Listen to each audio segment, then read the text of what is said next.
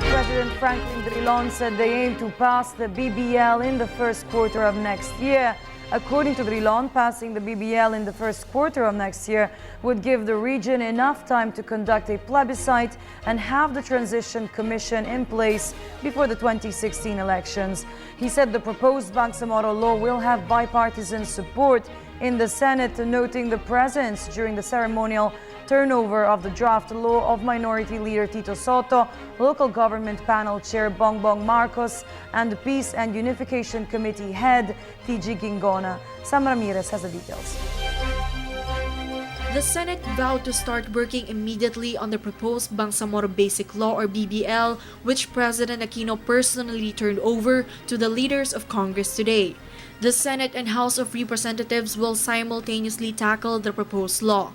It will enter discussions and consultations with various stakeholders on the committee level.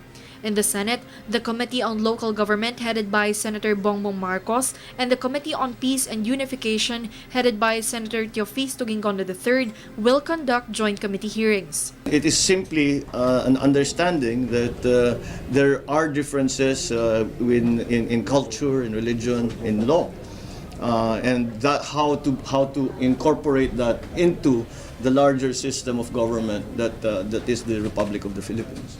Marcos said he is looking at the possibility of inviting Moro National Liberation Front or MNLF founding chairman Nur Miswari in the hearings. It can be remembered that the primary reason for the Zamboanga siege last year was the sentiment of Miswari's group that they are left out in the peace talks.